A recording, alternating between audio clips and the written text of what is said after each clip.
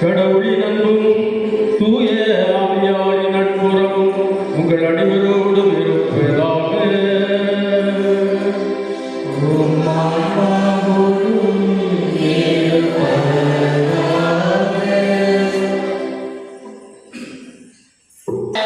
மூன்றாம் ஞாயிறை கொண்டாடுகின்றோம். முதல் வாசகம், கடவுள் நமக்கு மகிழ்ச்சியை தருவார், விடுதலையை தருவார் என்று கூறுகிறது. எசாயாவின் நிறைவாக்குகள் எல்லாம் இயேசு கிறிஸ்துவில் நிறைவேறுவதை நாம் பார்க்கிறோம். கிறிஸ்தவ வாழ்வில் கிறிஸ்துவோடு இணைந்தால் மகிழ்ச்சியும் மனநிறைவும் நம் உள்ளங்களில் நிறைவாக. இன்றைய முதல் வாசகமானது இறைவாக்கினர் எசையா நூலிலிருந்து எடுக்கப்பட்டுள்ளது. ஆண்டவரால் விடுக்கப்பட்டோர் திருப்பலி வருவர், அவர்களின் துன்பம் மறைத்து அற்புதங்கள் நிகழும் என்ற கூற்றை உண்மையாகும் இவ்வாசகத்திற்கு செவிமடுப்போம். கடவுளே வந்து உங்களை விடுவிப்பார்.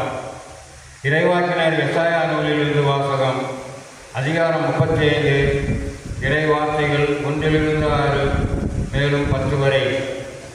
அந்நாட்களில் பாலை நிலமும் பால்வெளியும் அகமகிழும், பொட்டல் நிலம் அக்களிப்படைந்து லீலி போல் பூத்து குலுங்கும். அது வளமாய் பூத்து குலுங்கி மகிழ்ந்து பாடி களிப்படையும். லெபனோனின் எழில் அதற்கு அளிக்கப்படும். கர்மேல் சாரோனின் மேன்மை அதில் ஒளிரும். ஆண்டவரின் மாட்சியையும் நம் கடவுளின் பெருமையையும் அவர்கள் காண்பார்கள். தளர்ந்து போன கைகளை திடப்படுத்துங்கள், தள்ளாடும் முழங்கால்களை உறுதிப்படுத்துங்கள். உள்ளத்தில் உறுதியற்றவர்களை நோக்கி திடன் கொள்ளுங்கள், அஞ்சாதிருங்கள். இதோ உங்கள் கடவுள் பழி தீர்க்க வருவார். அநீதிக்கு பழி வாங்கும் கடவுளாக வந்து உங்களை விடுவிப்பார். அப்போது பார்வையற்றோரின் கண்கள் பார்க்கும், காது கேளாதோரின் செவிகள் கேட்கும்.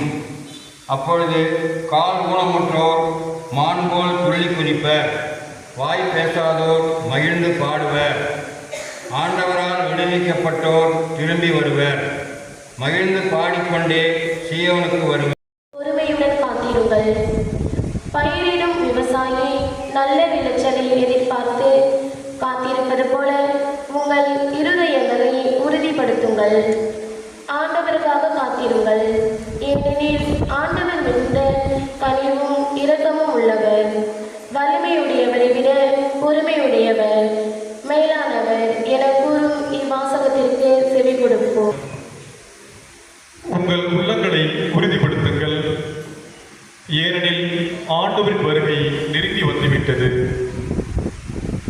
திருத்துதர் யாக்கோப்பு எழுதிய திருமுகத்திலிருந்து வாசகம். அதிகாரம் 5, இறை வசனங்கள் 7 முதல் 10 முடிய. சகோதரர் சகோதரிகளே, ஆண்டவரின் வருகை வரை பொறுமையோடு இருங்கள். பயிரிடுபவரை பாருங்கள், அவர் நிலத்தின் நல்ல விளைச்சலை எதிர்பார்த்து முன்மாறியும் பின்மாறியும் பொழிமளவும் பொறுமையோடு காத்திருக்கிறார். நீங்களும் பொறுமையோடு இருங்கள், உங்கள் உள்ளங்களை உறுதிப்படுத்துங்கள், ஏனெனில் ஆண்டவரின் வருகை நெருங்கி வந்துவிட்டது. சகோதரர் சகோதரிகளே, நீங்கள் தண்டனை தீர்ப்புக்கு ஆளாகாதவாறு ஒருவர் மற்றவருக்கு எதிராக முறையிடாதீர்கள். இதோ நடுவர் வாயில் நின்று கொண்டிருக்கிறார். அன்பர்களே, நீங்கள் துன்பத்தை தாங்குவதிலும் பொறுமையை கடைபிடிப்பதிலும் ஆண்டவரின் பெயரால் பேசிய இறைவாக்கினரை உங்களுக்கு மாதிரிகளாக கொள்ளுங்கள்.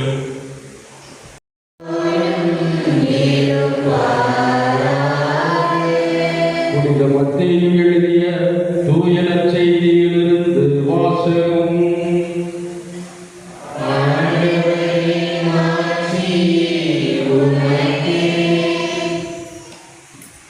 பிரிவு 11 அருள்வாக்குகள் 2 11 வரை. அக்காலத்தில் யோவான் சிறையில் இருந்தபோது மெசியாவின் செயல்களை பற்றி கேள்வியுற்று தம் சீடர்களை அவரிடம் அனுப்பினார். அவர்கள் மூலமாக வர இருப்பவர் நீர்தாமா அல்லது வேறு ஒருவரை எதிர்பார்க்க வேண்டுமா என்று கேட்டார். அதற்கு இயேசு மறுமொழியாக, நீங்கள் கேட்பவற்றையும் காண்பவற்றையும் யோவானிடம் போய் அறிவியுங்கள். பார்வையற்றோர் பார்வை பெறுகின்றனர், கால் ஊனமுற்றோர் நடக்கின்றனர், தொழுநோயாளர் நலமடைகின்றனர், காது கேளாதோர் கேட்கின்றனர், இறந்தோர் உயிர் பெற்று எழுகின்றனர், ஏழைகளுக்கு நற்செய்தி அறிவிக்கப்படுகிறது. என்னை தயக்கமின்றி ஏற்றுக்கொள்வோர் பேறு பெற்றோர் என்றார். அவர்கள் திரும்பி சென்றபோது இயேசு மக்கள் கூட்டத்திடம் யோவானை பற்றி பேசத் தொடங்கினார்கள். நீங்கள் எதை பார்க்க பாலைநிலத்திற்கு போனீர்கள்? காற்றினால் அசையும் நாணலையா? இல்லையே. யாரை பார்க்க போனீர்கள்? மெல்லிய ஆடை அணிந்த ஒரு மனிதரையா? இதோ மெல்லிய ஆடை அணிந்தோர் அரச மாளிகையில் இருக்கின்றனர். பின்னர் யாரைத்தான் பார்க்க போனீர்கள்? இறைவாக்கினரையா? ஆம், இறைவாக்கினரை விட நான் உங்களுக்கு சொல்கிறேன். இதோ நான் என் தூதனை உமக்கு முன் அனுப்புகிறேன். 2 வாரங்கள் கடந்து சென்று விட்டன. 3வது வாரத்துக்குள்ளே நாம் காலடி வைத்து பயணிக்க ஆரம்பித்திருக்கிறோம். இந்த 3வது ஞாயிறு எப்படி அழைக்கப்படுகிறது என்றால் கௌதேத்தே சண்டே என்று அழைக்கப்படுகிறது. கௌதேத்தே துபேனிகா என்று அழைக்கப்படுகிறது. அப்படின்னா என்ன? மகிழ்ச்சியின் ஞாயிறு என்று அழைக்கப்படுகிறது. மகிழ்ச்சியின் ஞாயிறு மொழிபெயர்ப்பது கூட அதில் ஒரு குறை இருக்கிறது. கௌதேத்தே சண்டே அப்படின்னு சொல்கிற பொழுது மகிழ்ந்திருங்கள் என்று கட்டளையிடுகின்ற ஒரு செய்தி. கௌதேத்தே என்பது ஒரு வெறுப்பு, லத்தீன் மொழியில் வெறுப்பு. அது கௌதேத்தே கமாண்ட், ஒரு பெரிய கமாண்ட், ஒரு கட்டளை. மகிழுங்கள், நின்று மகிழுங்கள், கொண்டாடி மகிழுங்கள், ஆர்ப்பரித்து மகிழுங்கள் என்று சொல்லுகின்ற அந்த ஞாயிறு தான் இன்றைக்கு. மகிழ்ச்சி. மனுஷனுக்கு மகிழ்ச்சி இல்லைன்னா இந்த உலகத்தில் வாழ்க்கையுடைய பொருளே இல்லை. இந்த உலகத்தை வாழ்க்கை பிரயோஜனம். நமக்கு மகிழ்ச்சி இருக்கு, மிருகங்களுக்கு கூட அப்பப்போ என்ன உண்டு? மகிழ்ச்சி உண்டு. சாப்பாடை போடுங்க, அது ரொம்ப பிரியமாக சாப்பிடும், மகிழ்ந்து சாப்பிடும். தன்னுடைய எஜமான பார்த்தா ரொம்ப என்ன செய்யும்? குதிக்கும், கொண்டாடும். ஆள் இல்லைன்னா அழும், இறந்து போயிட்டா அளவே சாப்பிடவே சாப்பிடாது. மிருகங்களுக்கு கூட, நாய்கள் குறிப்பாக நாய்கள். மனிதர்கள் நமக்கு எவ்வளவு பெரியது அறிவோடு சேர்ந்த மகிழ்ச்சி. சாப்பாடு இல்லாட்டி கூட நம்ம மகிழ்ந்து இருக்கலாம், கஷ்டப்பட்டா கூட மகிழ்ந்து இருக்கலாம், வேதனைப்பட்டா கூட நாம் மகிழ்ச்சியாக இருக்கலாம்.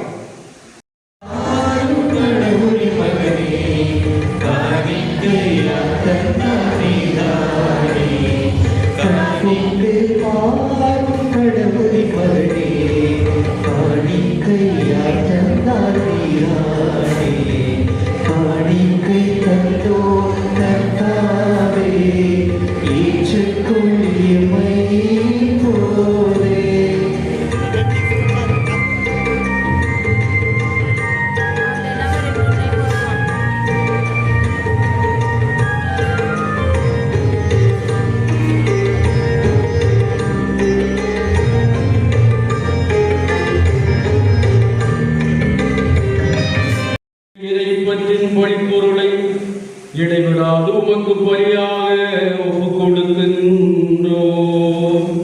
நீர் நிறுவிய தூய மறை நிகழ்வுகளை இந்த காணிக்கை நிறைவேற்றி உமது மீட்பு எங்களில் ஆற்றலுடன் செயல்பட செய்வதாக எங்கள் ஆண்டவராகிய கிறிஸ்து வழியாக உம்மை மன்றாடுகின்றோம். ஆண்டவர் உங்களோடு இருப்பாராக.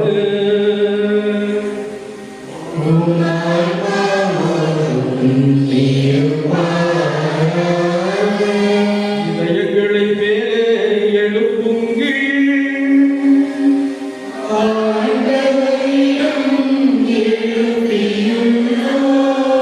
இறைவனாகிய ஆண்டவருக்கு நன்றி கூறுவோம்.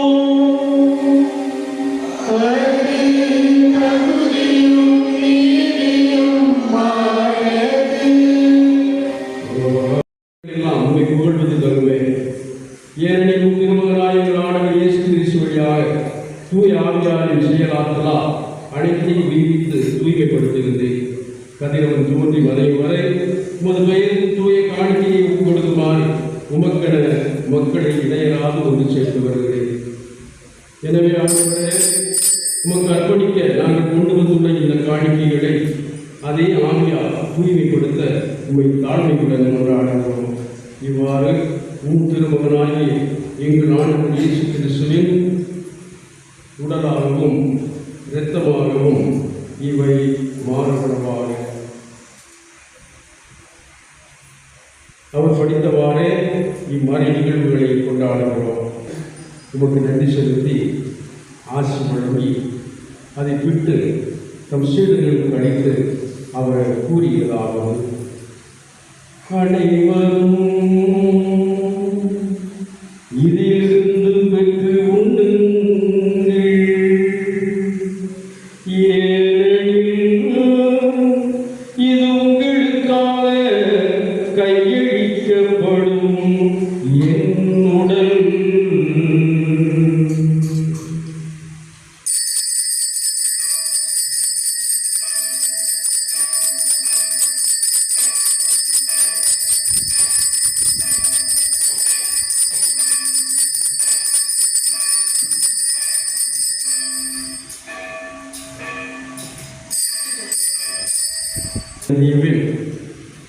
பின்னத்தையும் எடுத்து உமக்கு நன்றி செலுத்தி ஆசி வழங்கி அதை தம் சீடர்களுக்கு அளித்து அவர் கூறியதாவது,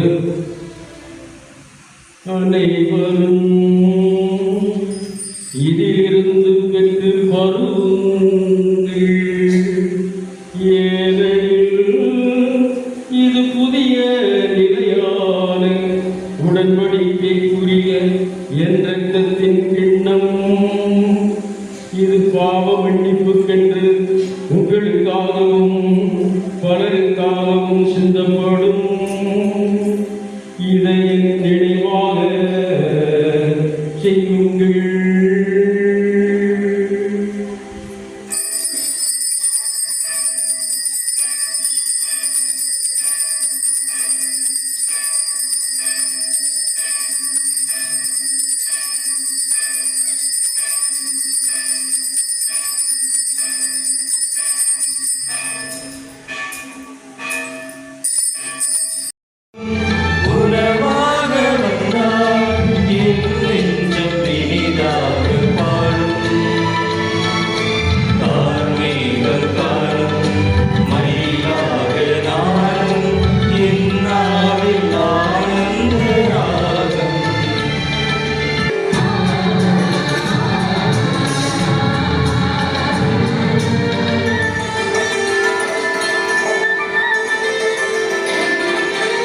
எங்கில் கொண்ட மன்னாவும் மனக்கோலம் காண விளக்கோடு உனை தேடினே விழியிரண்டும்